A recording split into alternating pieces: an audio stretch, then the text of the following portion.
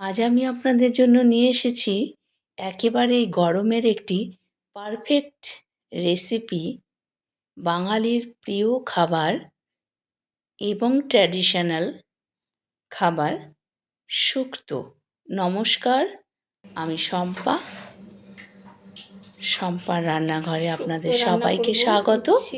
আপনারা এখন দেখছেন শম্পার রান্নাঘর। আমি শুক্তোর জন্য নিয়েছি কি কি সবজি দেখুন: উচ্ছে, বেগুন, পেঁপে, কাঁচকলা, রাঙা আলু, পটল, পেঁপে, সব ধরনের সবজি নিয়েছি। সজনে ডাঁটা ছাড়া কিন্তু শুক্তো খেতে ভালোই লাগে না। আর নিয়েছি বিউলির ডালের বড়ি, নিয়েছি রাঁধুনি, নিয়েছি পোস্ত, চিনি নিয়েছি স্বাদ অনুযায়ী, আদা বাটা রয়েছে, নিয়েছি পোস্ত। এই পোস্ত আর রাঁধুনি বাটা দিয়ে কিন্তু আমি শুক্তো করবো। আর ফোড়নে দেবো তেজপাতা, রাঁধুনি আর রয়েছে পাঁচ ফোড়ন। আপনারা চাইলে সর্ষে রাঁধুনিও ফোড়ন দিতে পারেন। আর রয়েছে দুধ। আমি কিন্তু জল দেব না, জলের পরিবর্তে এই দুধই দেব।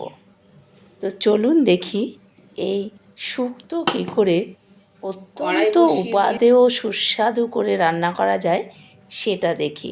আমি প্রথমে কড়াই বসিয়ে দিয়েছি গ্যাসের ওভেনে, তেলও দিয়ে দিলাম খানিকটা। একটু ভালো করে রান্না করতে গেলে একটু তেল মশলার প্রয়োজন হয় বই কি। শুক্তো কিন্তু গরমকালে অসাধারণ লাগে। দুপুরবেলা প্রচণ্ড রোদ্দুরের তাপে এই শুক্তো হলে বাঙালির আর কিন্তু কিছু চাই না। শুক্তো মাস্ট। অনুষ্ঠান বাড়ি বলুন বা বাড়িতেই বলুন, গরমকালে দুপুরবেলা ভাতের পাতে, প্রথম পাতে বলুন, শুক্তো কিন্তু অসাধারণ উপাদেয় একটি খাবার।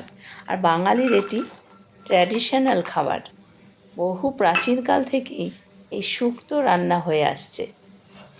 তো তেল গরম হয়ে গেছে, আমি প্রথমে ডালের বড়িগুলো ভেজে নেব। ডালের বড়ি ছাড়া কিন্তু শুক্তোর স্বাদ তেমন আসে না। বড়িগুলো দেখুন লাল লাল করে কিন্তু আমি ভেজে নিয়েছি। এবার তুলে নিচ্ছি বড়িগুলো।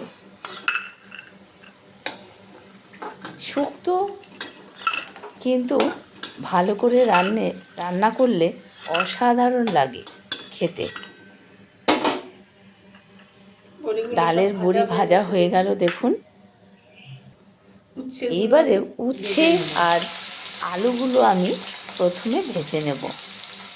শুক্তোর প্রথম সবজি হলো উচ্ছে, কাঁচকলা, পেঁপে।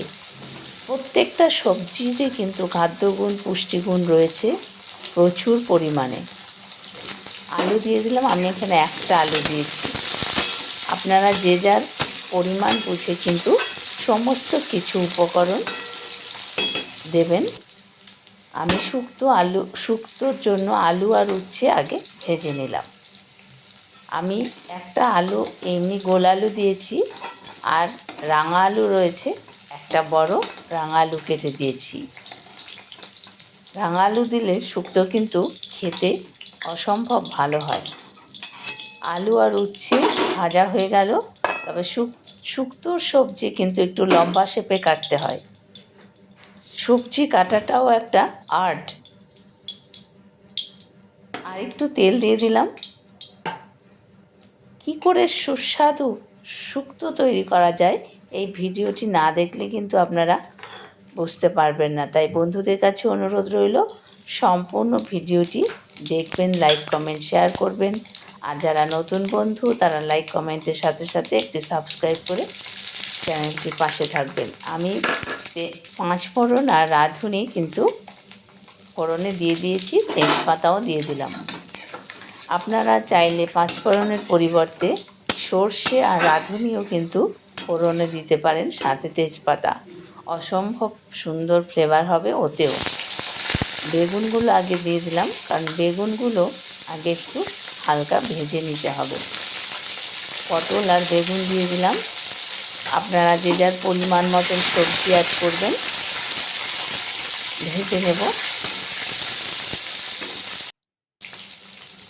দেখতে থাকুন কি করে আমি সুস্বাদু দুর্দান্ত একেবারে অনুষ্ঠান বাড়ির স্টাইলে শুক্তো রান্না করি। কাঁচকলাগুলো দিয়ে দিলাম, সমস্ত সবজি এক এক করে দেব।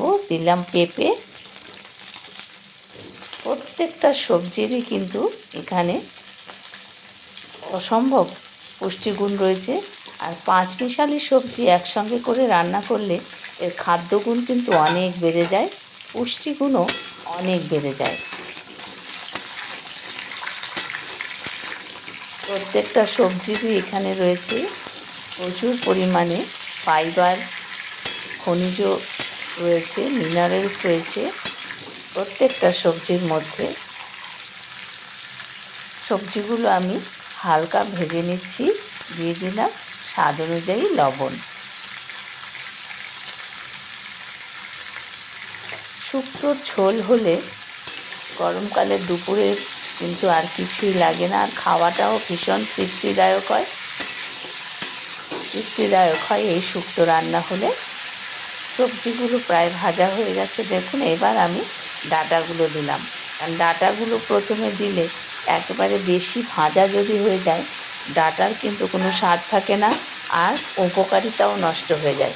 সজনের ডাঁটার কিন্তু ভীষণ উপকারিতা রয়েছে, প্রচুর পরিমাণে ক্যালসিয়াম রয়েছে সজনের ডাঁটায়। সজনের ডাঁটা, সজনের পাতা, সজনের ফুল সব কিছুই কিন্তু ভীষণ উপকারী। এবার উচ্ছে আর আলুগুলো দিয়ে দিলাম, ভালো করে নেড়ে চেড়ে নেব। আমি কিন্তু জলের পরিবর্তে এখানে দিয়ে দিলাম দুধ। গ্যাসের ফ্লেম কিন্তু একদম মিডিয়াম টু লোতে করেছি। এইবারে এই দুধ দিয়েই কিন্তু আমি যে জল অ্যাড করতাম সেই জলের পরিবর্তে এই দুধ দিলাম। দুধ দিয়েই কিন্তু অ্যাকচুয়ালি শুক্তো রান্না করতে হয়। আর দুধ না দিলে আপনারা জল দিয়েও করতে পারেন, পরে 1 কাপ দুধ অ্যাড করতে পারেন, কোনো অসুবিধা নেই। শুক্তোর মধ্যে অনেককে দেখেছি লঙ্কা দিতে, আমি স্বাদ অনুযায়ী চিনি দিয়ে দিলাম। শুক্তোতে কিন্তু লঙ্কার ব্যবহার করা যায় না, তাহলে শুক্তোর স্বাদ আর শুক্তো থাকে না, সেটা তরকারি হয়ে যায়।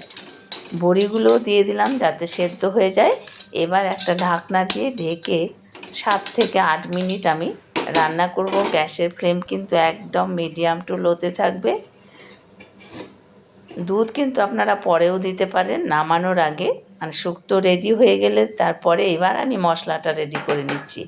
রাঁধুনি দিয়ে দিলাম, পোস্ত দিয়ে দিলাম, আদা তো বাটা রয়েছেই দেখুন। জল দিয়ে আমি এটা খুব ভালো একটা মিহি পেস্ট তৈরি করে নেব। রাঁধুনি না দিলে কিন্তু শুক্তোর তেমন একটা স্বাদ হয় না। দেখুন মশলার মিহি পেস্ট তৈরি হয়ে গেল। এইবারে দেখুন শুক্তো কিন্তু সেদ্ধ হয়ে গেছে, সবজিগুলো সেদ্ধ হয়ে গেছে। এবারে আমি নেড়ে চেড়ে মশলাগুলো এই শুক্তোর মধ্যে অ্যাড করব। নিজের রান্না বলে বলছি না, শুক্তো কিন্তু অসাধারণ খেতে হয়েছিল। দিয়ে দিলাম আদা বাটা, আর যে মশলার পোস্ত আর রাঁধুনির পেস্ট তৈরি করলাম সেটাও দিয়ে দিলাম। এবার নাড়াচাড়া করে নিই। আরও 5-7 মিনিট মতন আমি কিন্তু এটা গ্যাসের ফ্লেম লো করে রান্না করব।